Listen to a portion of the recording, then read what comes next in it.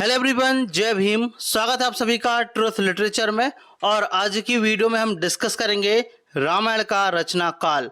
पिछले वीडियो में हमने देखा था कि किस प्रकार से रामायण के सबूत नहीं मिले हैं और जो सबूत मिले हैं वह 7वीं 8वीं शताब्दी के रामायण के आर्कियोलॉजिकल एविडेंस के आधार पर सबूत मिले हैं, जो कि यह दावा करते हैं कि रामायण त्रेता युग में और 12 लाख साल पहले की है, लेकिन सबूत 7वीं 8वीं सदी के मिल रहे हैं।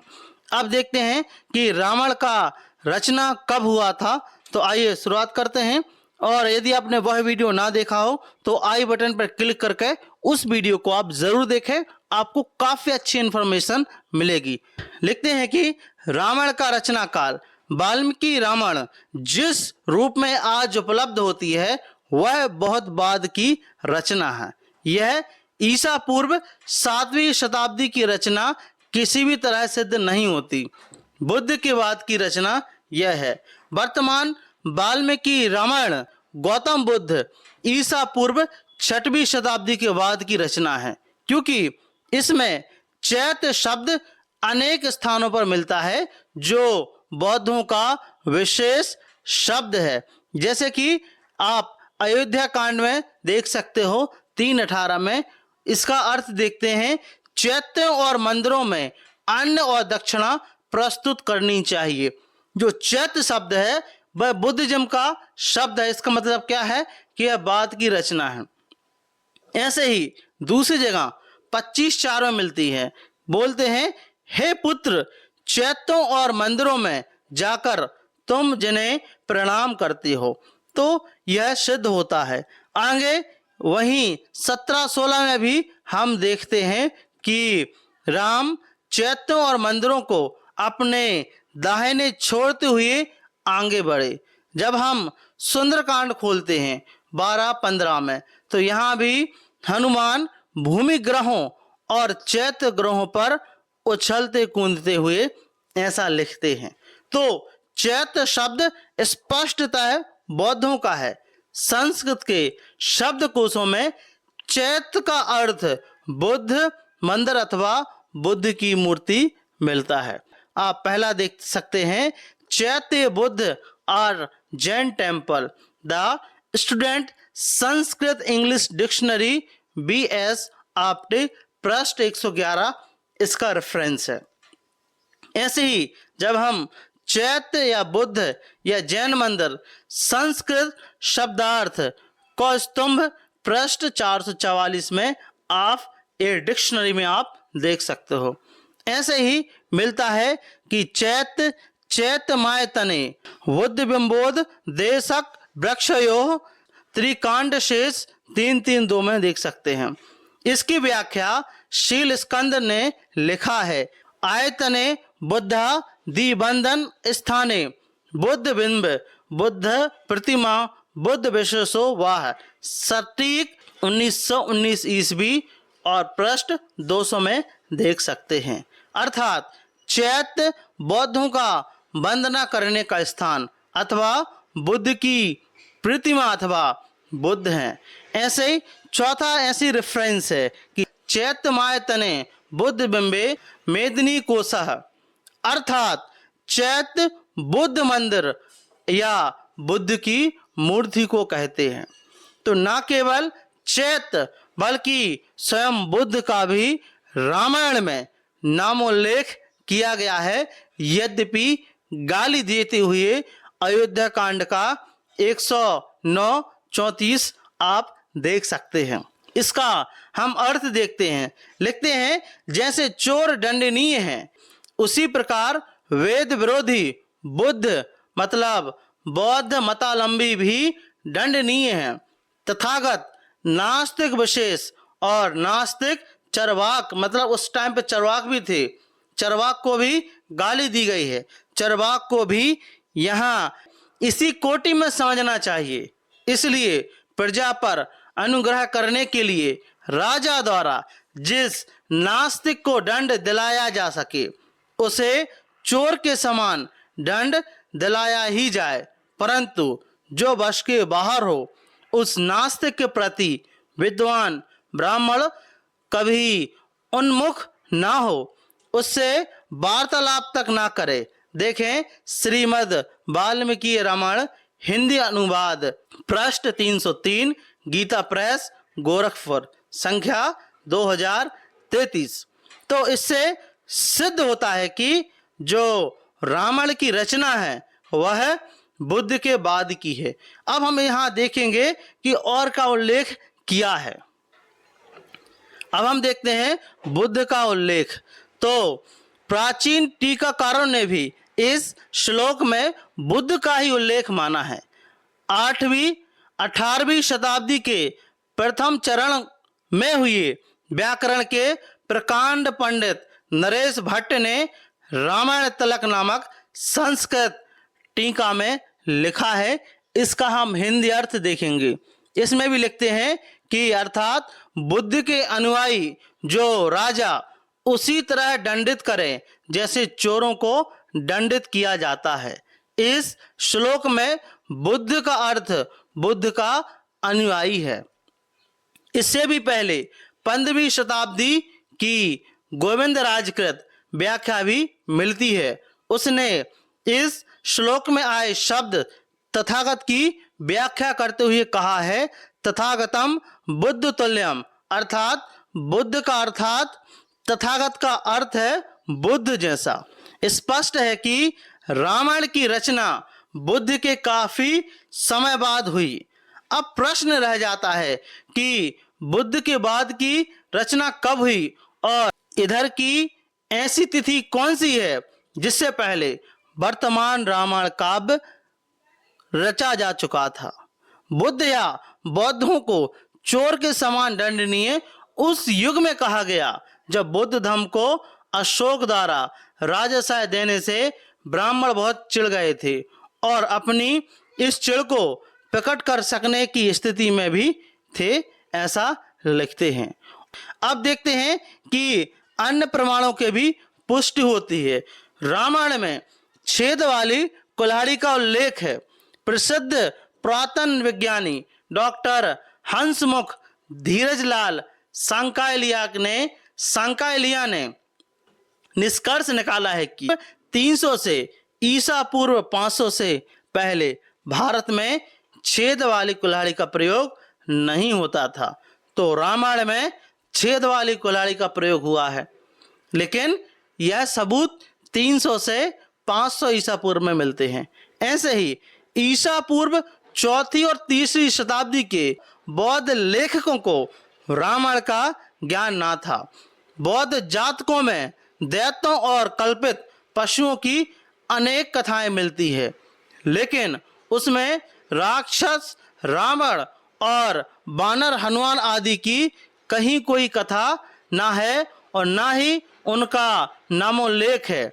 यदि वाल्मीकि रामायण का अस्तित्व होता तो इसकी कोई न कोई कहानी अवश्य लिखती, जो कि इसलिए नहीं मिला क्योंकि जो ये रामायण कथा है वह बौद्ध जातकों की दशरथ कथा है, जिसमें हमने पहले भी डिस्कस किया है दशरथ कथा में कि राम लक्ष्मण और सीता ये तीनों भाई बहन थे और उसमें रावण का उल्लेख नहीं है। अगर उसमें उस समय रावण का उल्लेख होता तो यह जरूर देखते।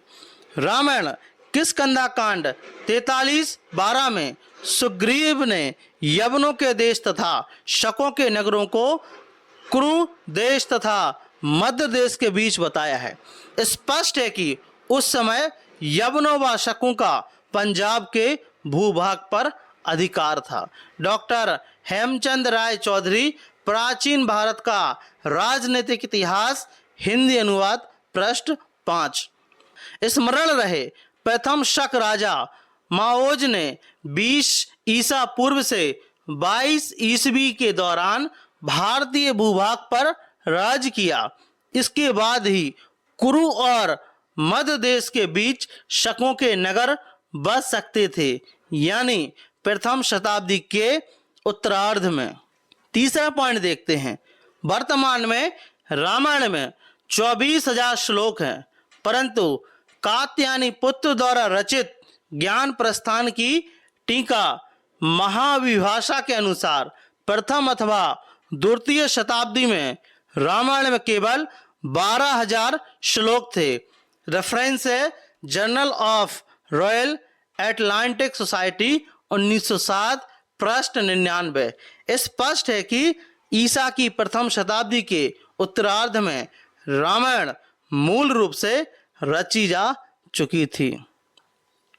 अब देखते हैं कि रामायण का वर्तमान काल कौन सा है। अब प्रश्न पैदा होता है कि रामायण वर्तमान कब रची गई। इसके उत्तर में निवेदन है कि रामायण का जो उत्तरकांड सर्ग 9 से 11 में रावण के अंतःपुर के रात्रिकालीन दृश्य का चित्रण है, जो अश्वघोष रचित बुद्ध चरितम 5:57-61 के गौतम के अंतःपुर के दृश्य का अनुकरण है। मतलब ये बुद्ध चरितम का कॉपी पेस्ट है। ईवी कार्डवेल ने बुद्ध चरितम के अपने संस्करण की भूमिका में लिखा है कि यह दृश्य बुद्ध आख्यान का आवश्यक अंग है, जबकि रामायण में यह अनावश्यक विस्तार है। वस्तुतः यह अंश वाल्मीकि का नहीं, यह अनुकरण किसी परवर्ती क्षेपक लेखक की कृति है। अश्वघोष कनिष्ठ समय 78 ईस्वी के अनुसार ईसा की दूसरी शताब्दी का पूर्वार्ध का समकालीन था। स्पष्ट है कि ईसा की दूसरी शताब्दी में या उसके बाद, उसके तुरंत बाद रामायण के क्षेपक मिल रहे थे। धीरे धीरे यह 24,000 श्लोकों का पोथा बन गए। बहुत संभव है यह काम 100-200 साल में पूरा हुआ हो। अतः वर्तमान रामायण ईसा की तीसरी-चौथी शताब्दी के पहले की रचना नहीं है। इस तरह रामायण काफी बाद की रचना सिद्ध होती है, जब अनेक काव्य रचे जा चुके थे। लेकिन परंपरा रामायण को आदि काव्य कहती आ रही है। देखना यह है कि क्या रामायण वास्तव में आदि काव्य है। प्रश्न का उत्तर खुद रामायण में मिल जाता है जब हम उत्तरकांड का 111-16 देखते हैं। उसका अर्थ है, लिखते हैं कि पहले वाल्मीकि द्वारा रचित काव्य है। मतलब वाल्मीकि को खुद पता था कि हम पहले लिख रहे हैं। ऐसे ही जब हम युद्ध कांड के 128-12 में देखते हैं तो लिखते हैं वाल्मीकि द्वारा रचे गए इस काव्य को, वाल्मीकि द्वारा रचे गए इस काव्य को जो सुनता है, ऐसा लिखते हैं।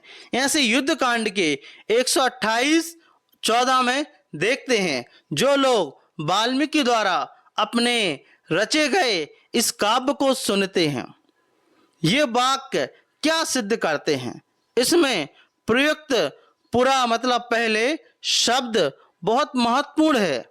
क्या खुद वाल्मीकि अपनी पुस्तक में कभी यह लिख सकते थे कि इस पुस्तक को पहले वाल्मीकि ने लिखा था? स्पष्ट है कि यह कथन बाद के प्रक्षेपकर्ताओं के हैं। उन्होंने 12,000 से 24,000 श्लोकों की बनाई गई रामायण को लोगों के गले उतारने के प्रयास में लिख दिया कि यह आदि काव्य मूल काव्य ही है, अर्थात पहले ही रचा हुआ काव्य है, जिसे पूर्व काल में वाल्मीकि ने बनाया था। यहाँ आदि काव्य मूल काव्य के अर्थ में प्रयुक्त किया गया है, ना कि सर्वप्रथम के अर्थ में हम देख सकते हैं। इस तरह हम देखते हैं कि आदि काव्य और पुरा वाल्मीकिना कृतम रामायण के सर्वप्रथम काव्य के सूचक ना होकर उसमें समय समय पर थोक में मिलाए गए प्रक्षेपों के मह बोले अकाट्य प्रमाण हैं।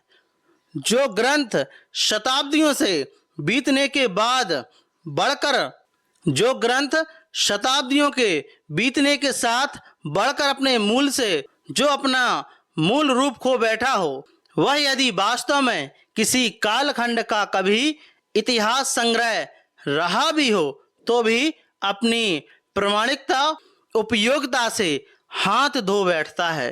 रामायण तो खैर शुरू से ही इतिहास ना होकर काव्य ही थी, जिसने यथार्थ के स्थान पर कवि की कल्पना की उन्मुक्त उड़ान थी और जिसमें उत्तरोत्तर शताब्दियों में वृद्धि होती रही। ऐसे में वर्तमान रामायण को ना इतिहास माना जा सकता है और ना ही इतिहास आश्रित काव्य।